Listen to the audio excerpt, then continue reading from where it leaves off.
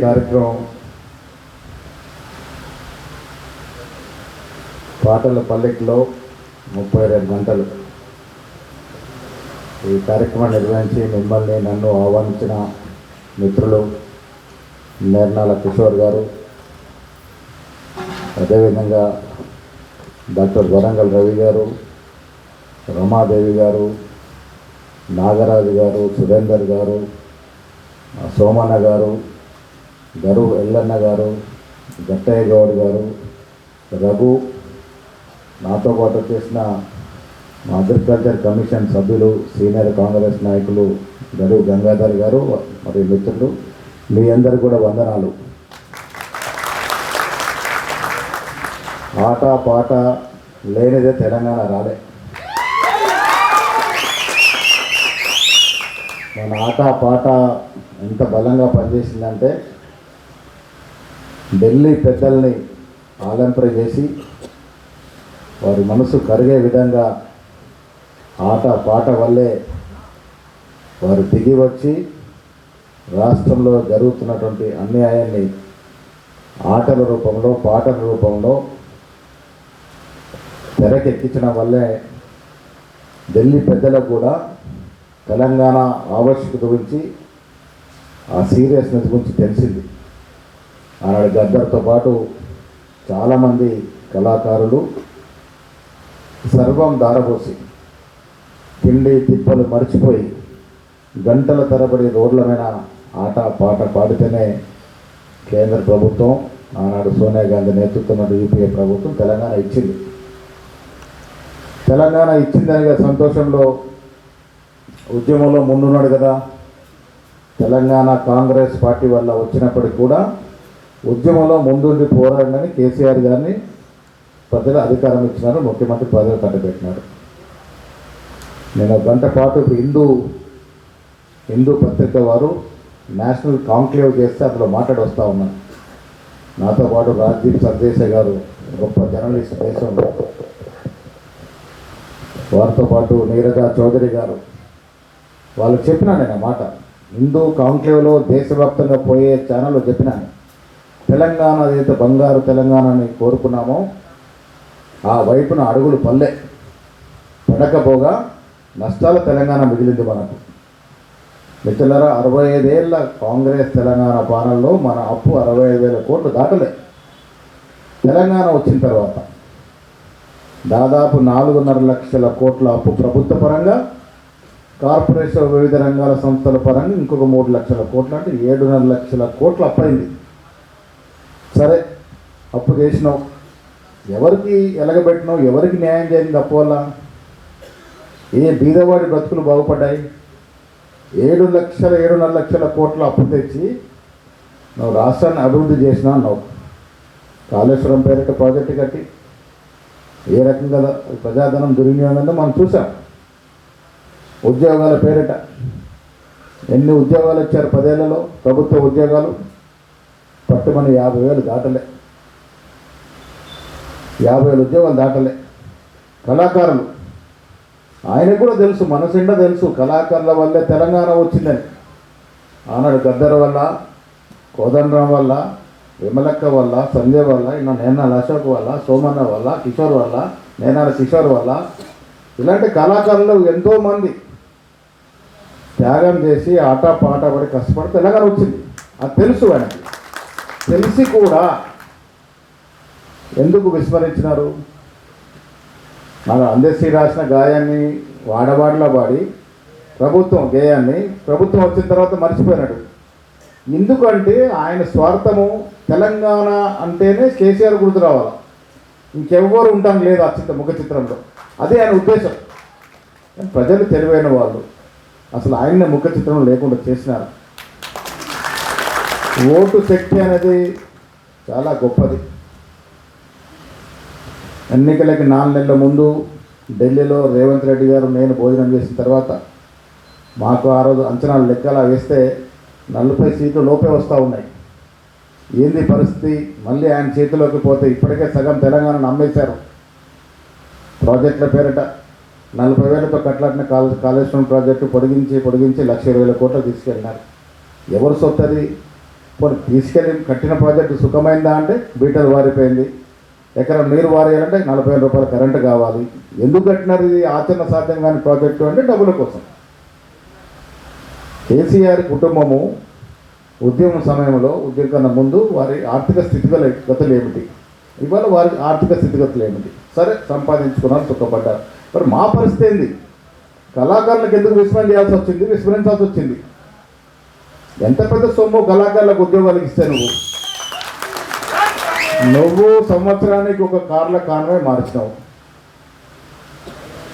15-20 కార్లు కాన్వాయ్ మారుస్తే దానికి 10-20-30 కోట్లు అయ్యేది, ఎక్కువనే అయ్యేది. ఒక్కొక్క కారు 3 కోట్లు 4 కోట్లు. ఇలా మంత్రులు తిరుగుతున్న కార్లు వీళ్ళు కొనుక్కునే మన కాంగ్రెస్ ప్రభుత్వం కొన్నది కాదు. కేసీఆర్ మళ్ళీ ప్రభుత్వంలోకి వస్తాను కొని విజయవాడలో దాచిపెట్టుకున్నాడు. అవి మనం తిరుగుతున్నాం, ఇలా మన మంత్రులు తిరుగుతున్నారు. వాస్తవం.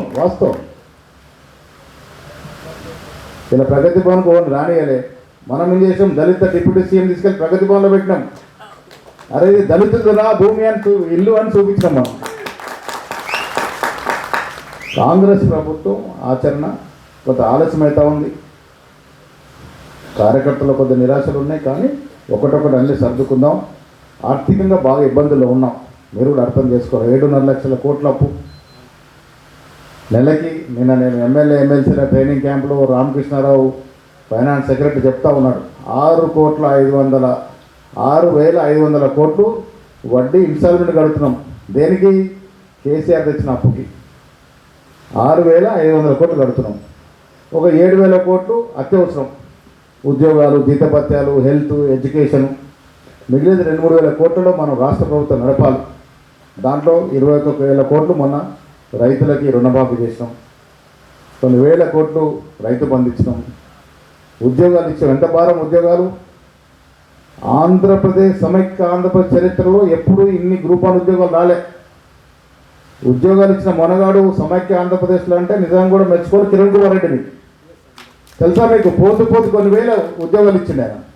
ఆనాడు ఆయన 320 గ్రూప్ 1 ఉద్యోగాలు ఇస్తే సమైక్య ఆంధ్రప్రదేశ్లో మనము కేవలం తెలంగాణలో 634 గ్రూప్ 1 ఉద్యోగాలు ఇచ్చాం. దాంట్లో కొద్ది ఇబ్బందులు ఏర్పడడం, నేనే స్వయంగా ముఖ్యమంత్రితో మాట్లాడి ఆఫీసర్లను పిలిచి లోటుపాటు సర్ది ప్రక్రియ జరగాలి.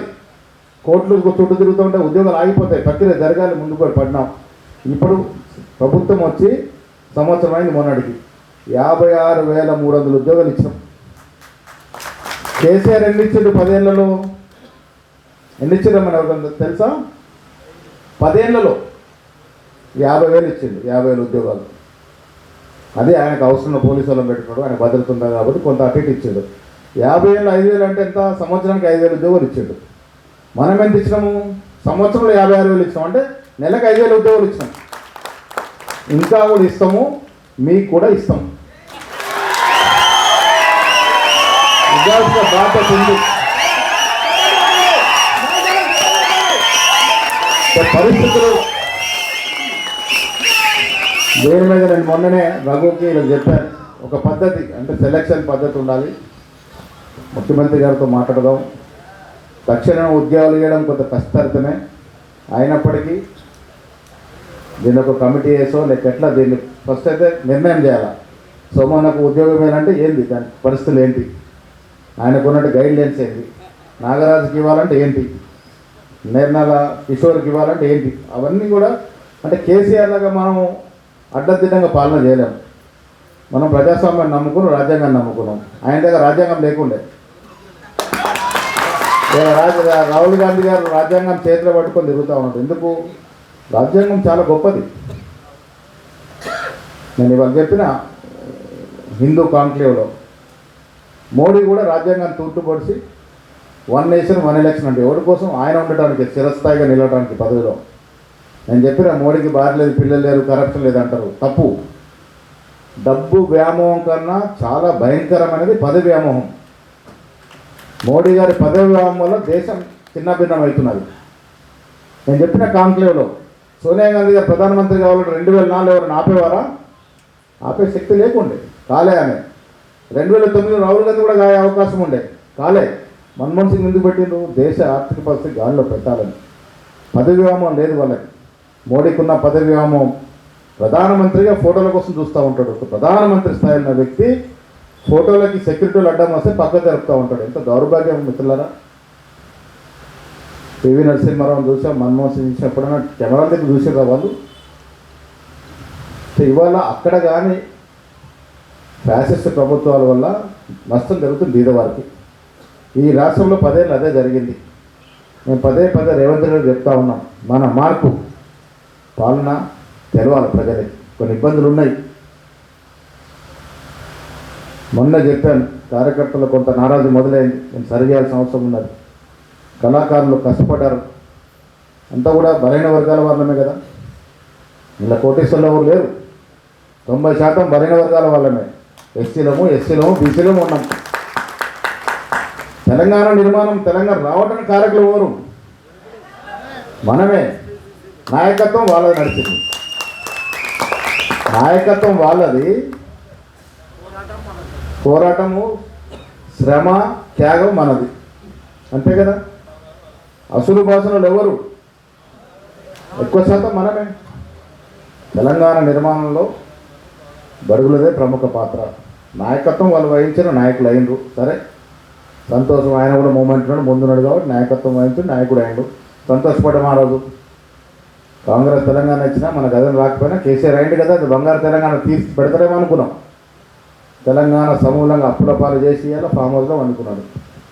ఓడగొడితే కూడా 39 సీట్లు ఇచ్చారు, అంటే ఆపోజిషన్ హోదా ఇచ్చారు. దాన్ని కూడా న్యాయం చేయట్లేదు. ఇంకా కేటీఆర్ హరీష్ మేము వచ్చి ఏడాదిగాలే ఎగేసి పడుతున్నారు. వాళ్ళు 10 ఏళ్లలో ధ్వంసం చేసిన తెలంగాణని మేము సంవత్సరంలోనే చేయాలన్నట. అంటే ఓపిక పట్టారు నాయన కేసీఆర్ అదే హరీష్ రావు గారు. లేదగా పారిపోయే రకం కాదు. ఇంకా 4 ఏళ్ళు మిగిలింది. మనం ఇచ్చిన వాగ్దానాలు ఏ అంశం కూడా జారబెట్టకుండా తప్పకుండా అన్ని అంశాలు ఇవ్వాల్సిందే. కాంగ్రెస్ పార్టీ సిద్ధాంతం చెప్పితే చెప్పదు, చెప్తే ఇచ్చి తీరుతుంది. తెలంగాణ అట్లే ఇచ్చినాం, ఇప్పుడు కూడా అట్లే చేస్తాం. మీకు ఉద్యోగాలు రావాల్సిన అవసరం ఉన్నది అని నమ్మే వ్యక్తులు నేను మొదటి వాడిని. దాన్ని ఏ రకంగా చేసుకోవాలనే దాంట్లో కొంత సమయం పట్టవచ్చు. మళ్ళీ ఒకసారి ముఖ్యమంత్రితో మాట్లాడతాం, అవసరంతో కమిటీ ఇద్దాం. మొన్న రఘునగర్కి వచ్చి చెప్తాను, జూపల్లి కృష్ణకి అప్పుడే చెప్పిన. రఘు లాంటి వాళ్ళు చాలామంది కష్టపడ్డారు. మన గద్దర్ని గుర్తించేందుకు వెన్నెలకు పదవి ఇచ్చినాం. ఇంకా చాలా పదవులు బాకీ ఉన్నాయి. కళాకారులు చాలామంది పదవికి అర్హులైన వాళ్ళు, చదువుకున్న వారు, సమాజం గురించి అవగాహన వాళ్ళు చాలామంది ఉన్నారు. వాళ్ళందరికీ ఇవ్వాల్సిన అవసరం అని మాట చెప్పాం. నేను మంత్రి గారు అవసరం మీ అందరిని తీసుకొని, పెద్దలు కొంతమంది తీసుకొని ముఖ్యమంత్రి కలుద్దాం. ఏ మేరకు న్యాయం చేయగలుగుతామో దీని అంశాలను పరిశీలించి వీలైన త్వరగా ఈ కార్యక్రమాన్ని పూరించుకునే ప్రయత్నం చేస్తామనే మాట మీ అందరికీ చెప్తూ, తెలంగాణ 10 ఏళ్ళు అయిపోయింది. ఇప్పుడు అసలు కథ మొదలైంది. అప్పుడు తెలంగాణని మనం తీర్చిదిద్దుకోవాలి, జాగ్రత్తగా ముందుకు పోవాలి. కేసీఆర్ గారు భూములు అమ్మేసిండ్రు. ఆనాడు నిజాం ప్రభు మన అవసరాల కోసం ఉంచిన లక్షలాది ఎకరాలు ఖరీదైన భూములు ప్రైవేట్ పరమైన పేర్లు చెప్తే మంచి ఉండే. ఆసుపత్రులు, ఇండస్ట్రీలు, సొంత చుట్టాలకు అందరు కరాబెట్టేసారు. 50 కోట్లకు 100 కోట్లకు ఉన్న ఎకరం 10 లక్షలకు 5 లక్షలకు అమ్మేశారు. మన సొమ్ము. ఇవన్నీ తిరిగి రాబట్టిన అవసరం ఉన్నది. హైడ్రా విషయంలో చాలామందికి అపోహలు ఉన్నాయి. హైడ్రా ఏ బీదవానికి టార్గెట్ చేసేది కాదు. హైదరాబాద్ ఎవరికి నష్టమవుతుంది? మన భూములు, ప్రభుత్వ భూములు కబ్జా చేసిన భూపకాసూరులు. టీఆర్ఎస్ హయాంలో ఎమ్మెల్యేలండ, ఎమ్మెల్సీలండ, మంత్రులండతో చెరువులలో బిల్డింగ్ కట్టేసింది. ఇలా చెరువులకు పోవాల్సిన నీరు ఎటుపోతుంది? మన ఇళ్ళలోకి వస్తున్నది. చెరువు గర్భంలోకి పోవాలా, గర్భం పూడికపోయింది, ఎటుపోతుంది నీళ్ళు? మన ఇళ్ళలోకి వస్తున్నది. హైదరాబాద్ సురక్షితంగా ఉండాలంటే పూర్వవైభవం రావాలి. హైదరాబాద్ గొప్ప చరిత్ర. 2500 చెరువులు, కొండలు, గుట్టలతో అందమైన నగరం కబలించేసిండు. మూసీ నది, బీదవారు మూసీ నదిలో ఉంటున్నారు. వయనాడులో గొప్ప వాన పడ్డది. ఏమైంది వయనాడు పరిస్థితి? వయనాడు రాహుల్ గాంధీ ఎంపీ ఉండే, ప్రియాంక గాంధీ గారు ఎంపీ అయ్యారు. వయనాడు ఈ దేశంలో సుందరమైన నగరం మొత్తం కొట్టుకుపోయింది ఒక భారీ వర్షం. ప్రళయం చెప్పిరాదు, ఇలా తాండవం చేస్తుంది ఒక్కోసారి. హైదరాబాద్ చుట్టుపక్కల మూసీ నది, మూసీ చుట్టుపక్కల 40% మంది జనం ఉంటారు. గట్టి వాన పడితే ఏం కావాలి మన పరిస్థితి? చరిత్ర చెప్తుంది. 1908లో మంచి వాన పడితే ఆనాడు 72,000 జనాభా ఉంటే 18,000 జనాభా మూసీని కొట్టుకుపోయారట. ఇది చరిత్ర. ఒక్క నయాపులు తప్ప అన్ని పూలు కొట్టుకుపోయినాయి. సో మూసి ప్రక్షాళన కావాలంటే అబద్ధ ప్రచారం చేస్తూ ఉన్నారు. 20,000 కూడా మూసి ప్రక్షాళన 20,000 కోట్లు అయితే 1,50,000 కోట్లు అని ప్రచారం చేస్తారు. ఎందుకైతుంది 1,50,000 కోట్లు? మూసి ప్రక్షాళనకి 1,50,000 కోట్లు ఎందుకైతుంది? ప్రచారం చేసి అబద్ధం చేసి వాళ్ళు పదవిలోకి దిగిపోయారు కాబట్టి నానా ఇష్టం వచ్చినట్టు మాట్లాడుతూ అన్నారు. ఇది మనం కాపాడుకోవాల్సిన అవసరం ఉంది. తెలంగాణ మన కోసం తెచ్చుకున్నాం. దీన్ని సురక్షితంగా ఉంచుకోవాల్సిన అవసరం ఉన్నది. నిర్మాణం చేసుకోవాల్సిన అవసరం ఉన్నది. చాలా ఇబ్బందికరమైన ఆర్థిక పరిస్థితి ఉంది. దీన్ని అధిగమించి ముందు ఇబ్బంది చేసుకోవాలి. తెలంగాణ రావడంతో ఆటకు పాటకి కాలం చెల్లిందనుకుంటే పొరపాటు. ఆట పాట సజీవంగా ఉండాలి. ఈ ప్రపంచం ఉన్నంత వరకు ఆట పాట ఉండాలి, కళాకారులు ఉండాలి. రేపు మేము తప్పు చేసిన ఎవరు ఎత్తి చూపాలి? మీరే కదా, కళాకారులు ఎత్తి చూపాలి. సో ఆట పాట కళలు తెలంగాణ సంస్కృతి ఉండాలి, మనం కాపాడుకోవాలి. ఆ దశగా ప్రయత్నం చేద్దాం. ఇలా చాలామంది కళాకారులు అందరి పాటలు విన్నా నేను. ఉర్రు తొలగించే పాటలు పాడే సత్తా ఉన్న కళాకారులు. ఆనాడు ప్రజల్లో ఉత్తేజం తెగింపు ఎందుకు వచ్చింది? మన ఆట పాట వల్ల వచ్చింది. సో ఆ దశగా ప్రయత్నం చేసుకున్నాం. ఒక పిసిసి అధ్యక్షుడిగా మీలో ఒకడిగా నా ప్రయత్నం ఎప్పుడు ఉంటుంది. కొద్దిగా సమయం పట్టవచ్చు కానీ వీలైనంత వరకు నిజమైన కళాకారులు. ఆనాడు ఇష్టారాజ్యంగా నడిచింది. వ్యక్తులకు అందరం ఎక్కిస్తే వాళ్ళు ఇష్టారాజ్యంగా చేసుకున్నారు. కళ అంటే తెలని వాళ్ళు, కళ స్పెల్లింగ్ రాని వాళ్ళు, ఒక్కరోజు స్టెప్ వేయని వాళ్ళు, ఒక్కరోజు డప్పు కొట్టిన వాళ్ళు కూడా ఉద్యోగాలు వచ్చినాయి. ఇప్పుడు అవి పీకే పరిస్థితి లేదు. మనం పీకితే మా పుట్ట కొడుతున్నారు అంటారు. అంతేనా? పీకే పరిస్థితి లేదు, తీసేసే పరిస్థితి లేదు. అదనంగా ఇచ్చుకోవాల్సిందే. ఆ అదనంగా ఇచ్చే దాంట్లో నిజమైన కళాకారులు ఎవరు జారిపోకుండా ఉండే విధంగా దానికి ఒక కమిటీ చేసి ప్రయత్నం చేస్తామని మాట చెప్తూ ఇక్కడ ఇంత కార్యక్రమం చేసిన మీ అందరు కూడా అభినందనలు. నేను కిషోర్ది రెండవసారి వచ్చిన. మొదటిసారి పాట వినప్పుడు మా అన్న నాతో గొడవ పడ్డాడు. లక్షన్న దారిలో పాట వినప్పుడు, ప్రసాద్ లాభలో పోయినప్పుడు. మొన్న వారిని కూడా సత్కరించకుండా మేము లిస్టు తయారు చేస్తే 10 మంది 9 మంది పాత వాళ్ళు, అంటే తెలంగాణకు 69 నుంచి వచ్చిన వాళ్ళు పాత తరం, ఇదేమో కొత్త తరం మనదంతా. పాత తరం వాళ్ళందరూ సత్కరించిన పార్టీలకు అతీతంగా. ఇవాళ కాంగ్రెస్ పార్టీ వ్యతిరేకించే వాళ్ళు ఉన్నారు. దాంట్లో టీఆర్ఎస్లో ఉన్నటువంటి గోరెట్ వెంకన్న పేరుంది. ఒక స్థాయి ఉన్న జయరాజు తెలంగాణ కోసం తప్పించిండు. ఇంకా కొన్ని మిస్ అయ్యవచ్చు. అందరినీ గౌరవించుకునే విధంగా ముందుకు పోవాలి. తెలంగాణ అనేది ఎవరొక్కరు సొత్తు కాదు, ఏ ఒక్క పార్టీ సొత్తు కాదు. ఇది అందరి సొత్తు, మనందరి సొత్తు. మనందరికి వాటా ఉంది. మనందరం వాటాదారులు. మనందరం కలిసికట్టుగా కొత్త తెలంగాణ నిర్మాణం చేపట్టాలి. వీళ్ళందరూ భాగస్వామ్యం కావాలని కోరుతూ మీ అందరికీ మరొకసారి ధన్యవాదాలు తెలియజేస్తూ సెలవు తీసుకుంటున్నా. జై హింద్. 10 ఏళ్ళుగా కన్నీళ్ళు, 10 ఏళ్ళు